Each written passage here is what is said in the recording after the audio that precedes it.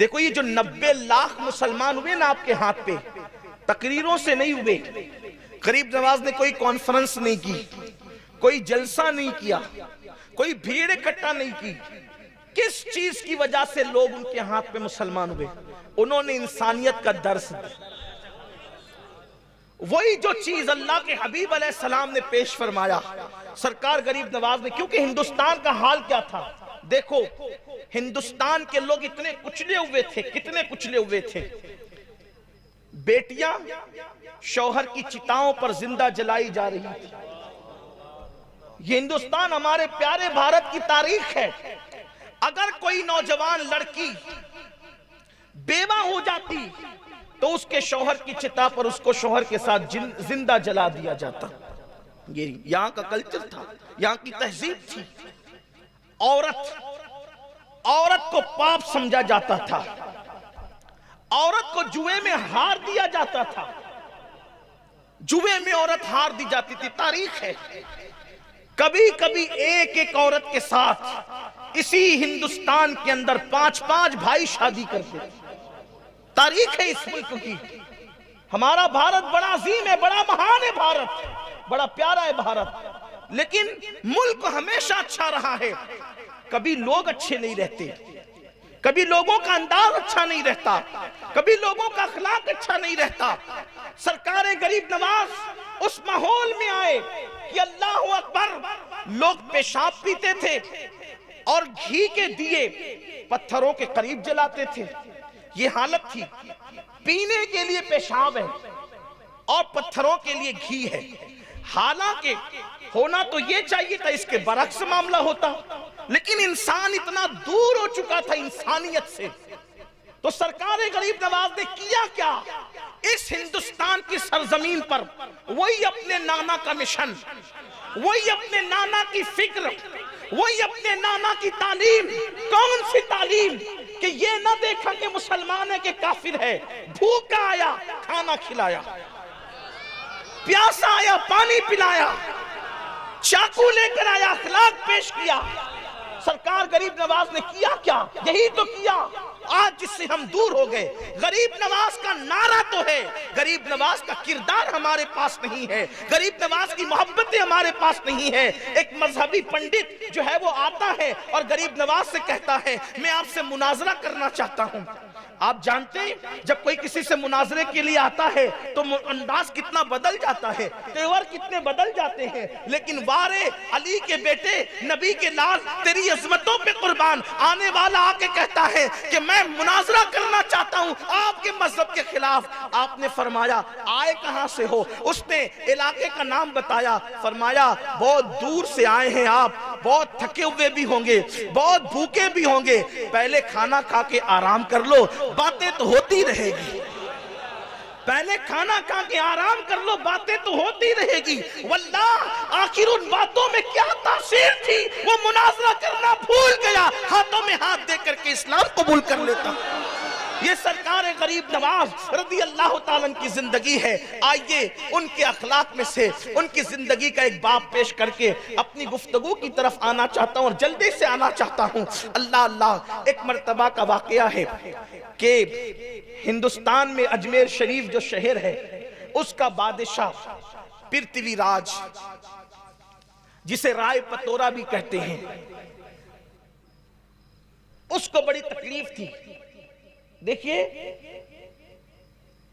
अहले हक से अहले इक्तिदार को बहुत तकलीफ होती है, क्योंकि उनको पता होता है कि जो काम तलवारें नहीं कर सकती वो अहले हक का किरदार करता है। बड़ी तकलीफ होती है इक्तिदार वालों को अहले हक से, बहुत तकलीफ में रहते हैं, बहुत परेशान। यजीद को क्या तकलीफ थी इमाम हुसैन से? यजीद के पास इक्तिदार था, इमाम हुसैन के पास किरदार था। इक्तिदार उसके पास था, किरदार इनके पास था। सोचो, कत्ल करके भी इज्जत न कमा सका, लेकिन किरदार वाला कत्ल होकर भी ऊंचा रहा। लोग कहते हुसैन का सर नेज़े पे है, हम कहते देख तो सही, काटने वाला नीचे है, कटवाने वाला ऊपर है। किरदार हमेशा ऊपर ले जाता है। इक्तिदार ऊपर ले जाए न ले जाए, किरदार हमेशा ऊपर ले जाता है। इसलिए मुसलमानों ने किरदार की परवाह की है, इक्तिदार की परवाह नहीं की है। हम किरदार की तालीम देते, इक्तिदार की नहीं देते। दो बात अर्ज करके बात आगे बढ़ेगी। पृथ्वीराज को बड़ी तकलीफ थी, राय पतोरा को। एक जवान को बुलाया और वो राजपूत बहादुर जवान से कहा, ये फकीर ने नाक में दम कर रखा है, हर दिन कोई ना कोई इसके हाथ पर इस्लाम कबूल करता है, इसकी तालीम को सुनता है, इसके करीब हो जाता है। एक काम करो, अगर तुम इसको कत्ल करने में कामयाब हो गए, इसको कत्ल करने में कामयाब हो गए, अपनी आधी सल्तनत तुम्हें दे दूंगा, अपनी आधी हुकूमत तुम्हें दे दूंगा। आधी हुकूमत किसको नहीं चाहिए? चंद पैसों के एवज लोग किसी को कत्ल करते हैं, वो तो आधी हुकूमत थी, आधी हुकूमत।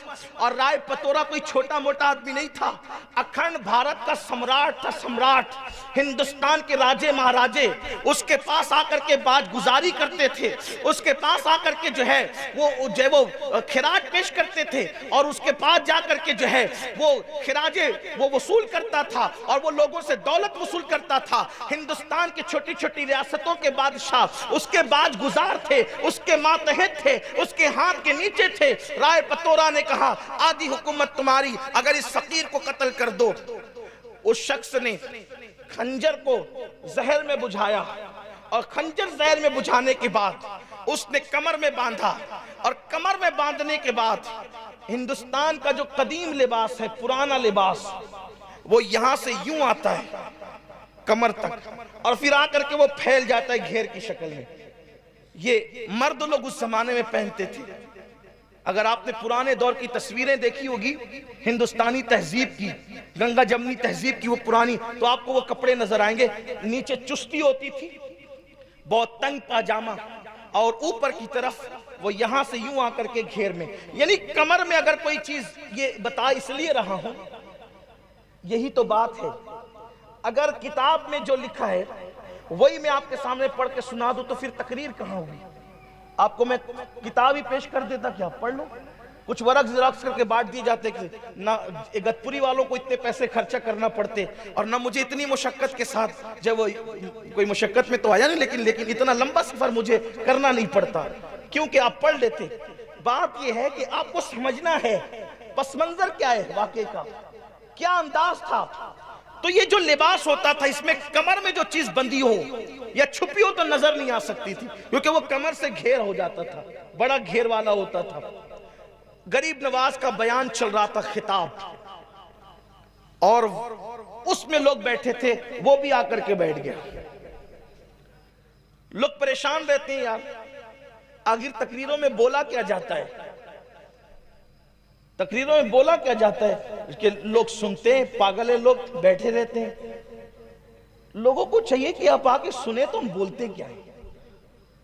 1400 साल से लोगों को यही गलत फहमी है कि मुसलमानों की महफिल में बोला क्या जाता है, आप आके सुने तो क्या बोला जाता है। यही बोला जाता है जो बोल रहा हूं कि इंसान की कदर करो। और जहां गलत बातें सिखाई जाती है वहां जलसे रोड पे नहीं होते, वहां कान कान में बातें होती है। और हमारे यहाँ जलसे कान कान में नहीं होते, हमारे यहाँ जलसे मैदान में होते हैं, क्योंकि हमेशा हक बात मैदान में कही जाती है।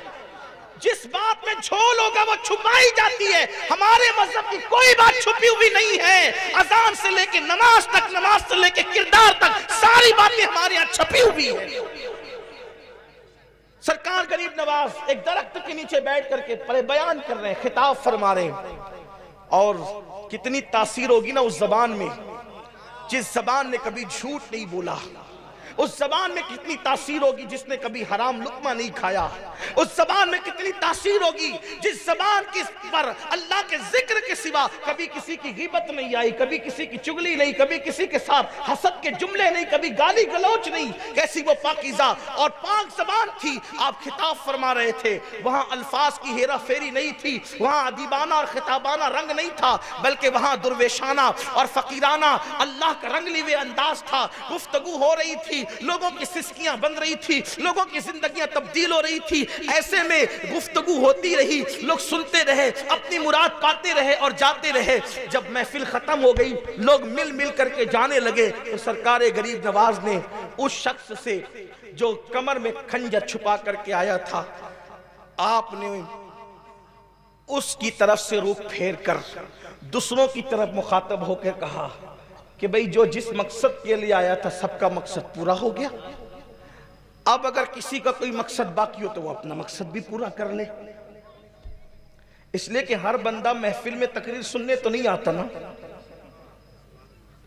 कुछ कमर में खंजर लेकर आते हैं, कुछ दिल में खंजर लेकर आते हैं, कुछ आंखों में खंजर लेकर आते हैं। मकसद पूरा कर लो जिसको करना है। लोगों ने बातें की, बात खत्म हो गई। फिर जब देर और गुजरी, कुछ लोग और खत्म हो गए और चले गए, सरकार गरीब नवाज ने फिर डायरेक्ट उससे मुखातब हो गए। मैं कह रहा हूं कि सबके मकासद पूरे हो गए, जो जो मुराद लेके आया था उसकी मुराद पूरी हो गई, आप भी अपनी मुराद पूरी कर ले। अंदाज देखे गुफ्तगू। अगर कोई मुझे गाली देने आया, या कोई मुझे कत्ल करने आया, या कोई मुझे मारने आया, या कोई मेरे साथ बदतमीजी करने आया, तो क्या मैं ये जान करके इसका अंदाज मेरे साथ क्या है, मेरा सलूक क्या होगा उसके साथ, मेरा अंदाज क्या होगा उसके साथ। मेरे भाई, अगर मजमे में कोई नाखून पे पैर रख दे तो आदमी का चेहरा बिगड़ जाता है, और वहां खंजर कमर में बांध करके लाया है। लेकिन सरकार गरीब नवाज फरमा रहे हैं सबकी मुरादें पूरी हो गई, अपनी मुराद पूरी कर लो। उसने कहा महाराज मैं कौन सी मुराद लेकर के आया? फरमाया तुम अच्छी तरह जानते हो क्या लेकर के आए हो दिल में। कहा मैं तो आपका बयान सुनने आया था, आप कितनी अच्छी बात करते हैं, मैं आपकी बातें सुनने आया था। फरमाया अच्छा, बयान सुनने के लिए आते हैं तो कमर में खंजर बांध कर आते हैं? बयान सुनने आते हैं तो कमर में खंजर बांध कर आते हैं? उसने कहा कमर में खंजर तो हिंदुस्तान वालों की एक रिवाज है, और राजपूतों का अंदाज है कि हम कमर में खंजर बांधते हैं, तो मैंने कमर में खंजर बांध दिया, तो कौन सा जुर्म किया? कहा अच्छा, खंजर बांधना अगर हिंदुस्तान वालों के यहाँ रस्म रिवाज है, तो बादशाह के महल में जाकर किसी की जान पर आधी सल्तनत का सौदा करना, यह भी हिंदुस्तान वालों का रिवाज है कि उस फकीर को कत्ल करके आधी सल्तनत कमाएंगे, ये भी हिंदुस्तान वालों का रिवाज है। अल्लाह अकबर। उसने सोचा कि ये गुफ्तगू तो बादशाह की और मेरे दरमियान है, और किसी को नहीं पता थी ये फकीर दरख्त के नीचे बैठ करके मेरे कमर का खंजर भी जानता है, महल की बात भी जानता है, मेरे दिल के जज्बात भी जानता है। उसने खंजर सामने रखा और कहा कि मुझे माफ करना, और आप किसी को हुक्म दे कि वो मुझे कत्ल कर दे। मैं बहुत महान, बड़े अजीम इंसान को कत्ल करने के इरादे से आया था, अब मेरी सजा ये है कि मुझे कत्ल कर दिया जाए। सरकार गरीब नवाज ने फरमाया वल्लाह हम मारने नहीं आए हैं, हम लोगों को जिंदगियां देने के लिए आए हैं, हम लोगों को जिलाने आए हैं। याद रखना, आज के बाद ऐसी गलती न करना, जाओ यहां से, मैंने तुम्हें माफ किया। उसने कदम पकड़ लिए, चरणों में गिर गया, कहा कि ऐसा महान आदमी जो जान के दुश्मनों को माफ करता हो, अब उसको छोड़ के कहां जाऊंगा। मैं भी आपके हाथों पे कलेमा पढ़ के मुसलमान होना चाहता हूं। सरकार गरीब नवाज ने उसको ईमान की दौलत अता की, और उसके बाद फिर फरमाया मांग क्या मांगता है, आज मांग ले मुझसे क्या मांगता है। उसने गरीब नवाज से मांगा, बड़ा होशियार निकला वो।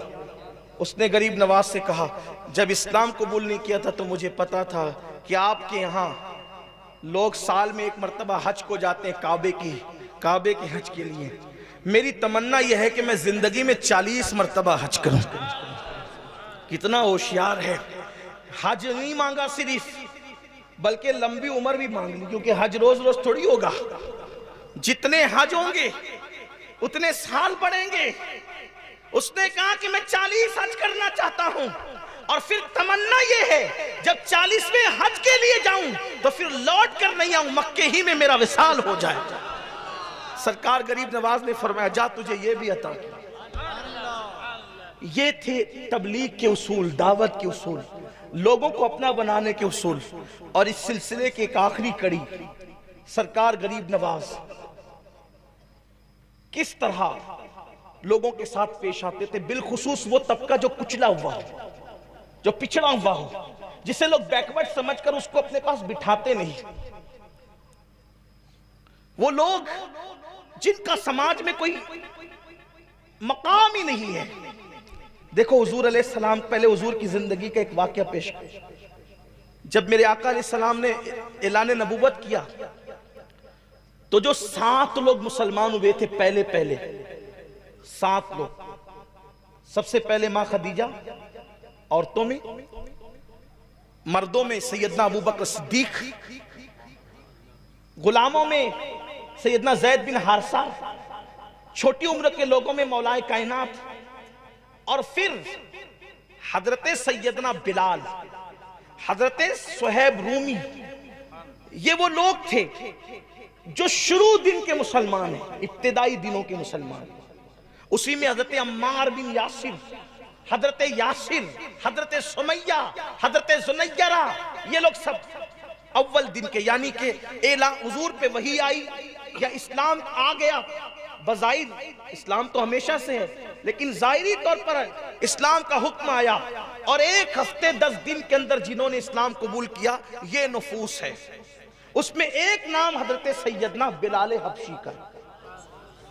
हजरत बिलाल हबशी हफ्ते 10 दिन में इतनी जल्दी मुसलमान कैसे हुए? क्यों इतनी जल्दी मुसलमान हुए? वजह ये थी, मुसलमान होने की वजह देखो, जो हमारे अंदर नहीं है, यही बार बार रोना चाहता हूं कि जो हमारे अंदर नहीं है, अस्ल इस्लाम की तालीम किताबों में महदूद, अस्ल इस्लाम पर अमल करने वाले कब्रों में, इस्लाम किताबों में इस्लाम पे अमल करने वाले कब्रों में, और आज हम नुमाइश करते हुए नजर आ रहे हैं। खुदा के लिए दीन की तरफ आइए, इस्लाम की रूहानियत की तरफ आइए, इस्लाम के अस्ल हदफ की तरफ आइए, इस्लाम के अस्ल मकसद की तरफ आइए। सैयदना बिलाल हबशी मुसलमान क्यों हुए? अभी हुजूर ने नबूवत का ऐलान नहीं किया। बिलाल हबशी गुलाम थे, ये आप सबको पता है। उनका मालिक उनसे रात दिन काम लेता था। एक दिन बिलाल बीमार हो गए और बीमारी के आलम में रात को काम करते जाते थे और रोते जाते थे। अल्लाह के हबीब अलैहिस्सलाम काबे के तवाफ के लिए जा रहे थे या तवाफ करके निकल रहे थे, देखा कि कोई रोने वाला रो रहा है। हुजूर अलैहिस्सलाम की ये आदत थी कि किसी की आंख में कभी आंसू नहीं देख सकते थे, किसी को कभी बेचैन नहीं देख सकते थे।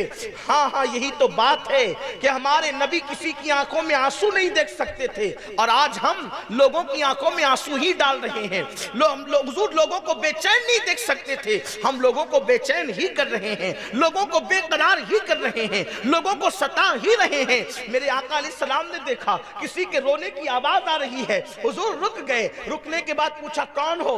बिलाल। क्यों रो रहे हो? कहा कि बुखार है और मैं बैठ भी नहीं सकता, मैंने खाना भी नहीं खाया है, मेरे मालिक ने मुझ पे इतना काम लाद दिया है कि अब मैं इतना काम नहीं कर सकता। लेकिन जब वो सुबह को आएगा और वो देखेगा कि मैंने काम नहीं किया तो मुझ पर चाबुक बरसाएगा, मेरी बीमारी का, मेरी फाका कशी का ख्याल नहीं करेगा। मेरे आका अलैहिस्सलाम ने फरमाया, जाओ तुम सो जाओ। उन्होंने कहा, अगर मैं सो जाऊंगा ऐ अजनबी जवान, अगर मैं सो जाऊंगा तो फिर मेरा काम कौन करेगा?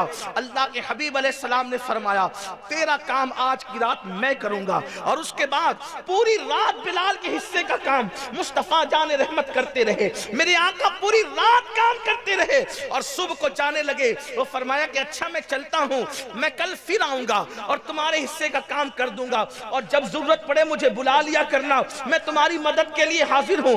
बिलाल ने पूछा, यहाँ तो लोग नंगे होके काबे का तवाफ करते हैं, यहाँ तो लोगों में इंसानियत नहीं है, यहाँ के लोगों के अंदर किसी से हमदर्दी नहीं है, किसी से प्यार नहीं है, यहाँ के इंसान दरिंदों से बदतर है।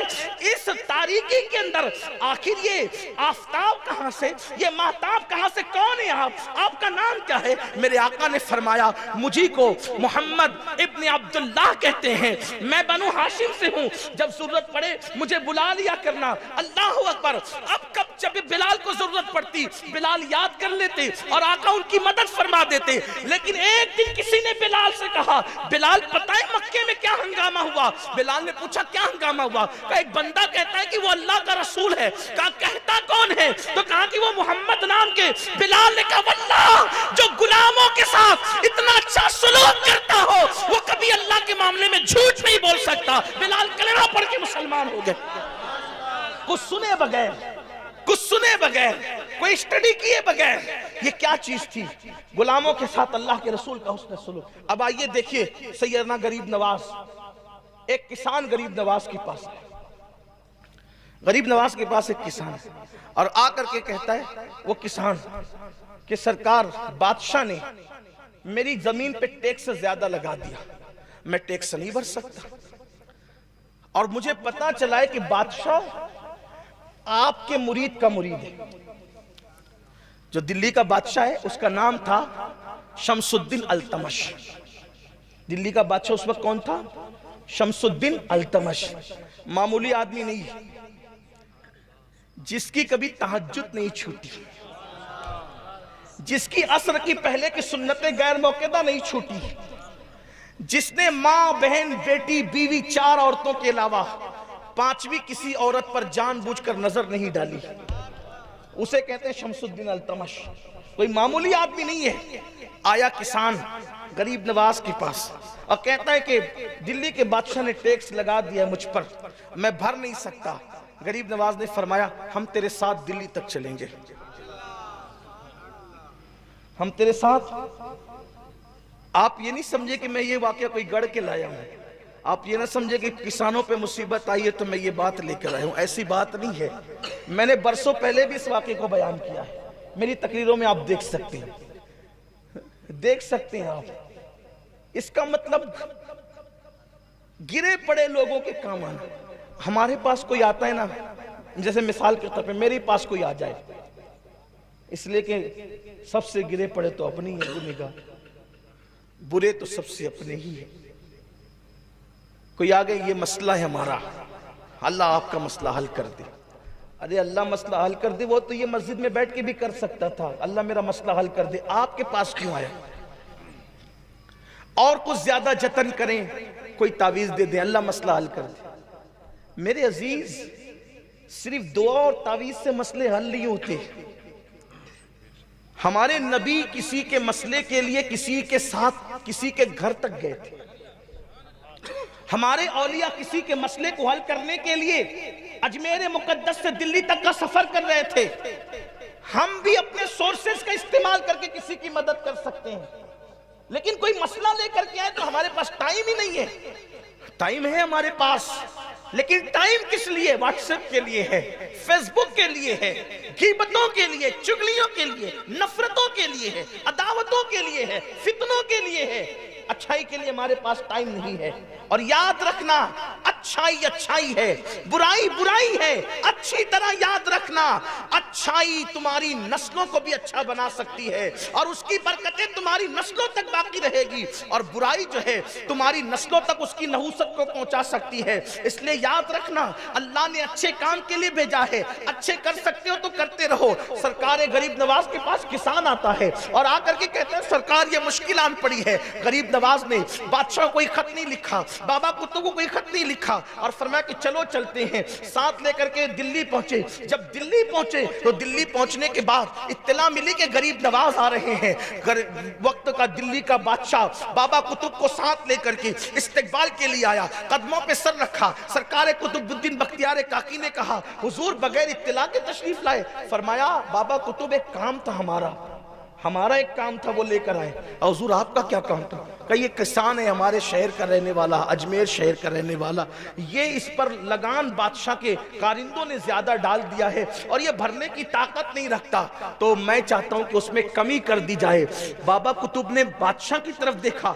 बादशाह ने कहा हुजूर मुझे इसका इल्म न था, ये सिपाहियों की गलती से हो गया, लेकिन हुजूर अगर आप कोई खत लिख करके दे देते तो खत पर भी काम हो जाता, चिट्ठी पर भी काम हो जाता, आपका नाम ये किसान लेकर आता तो आपके नाम पर भी काम हो जाता। आपने फरमाया मैं जानता हूं चिट्ठी पर भी काम हो सकता था, खत पर भी काम हो सकता था, मेरे नाम पे भी काम हो सकता था, लेकिन एक गरीब के साथ उसका काम बनाने के लिए जो मैं कदम कदम चल के आया, मुझे ये सवाब कब मिलता, ये अज्र कब मिलता? इसलिए कि मुस्तफा जान रहमत ने इरशाद फरमाया अगर कोई किसी की हाजत को पूरा करने के लिए एक कदम चलता है तो अल्लाह उसको मस्जिद नबवी में 2 महीने तक एतिकाफ करने से ज्यादा सवाब अता फरमाता।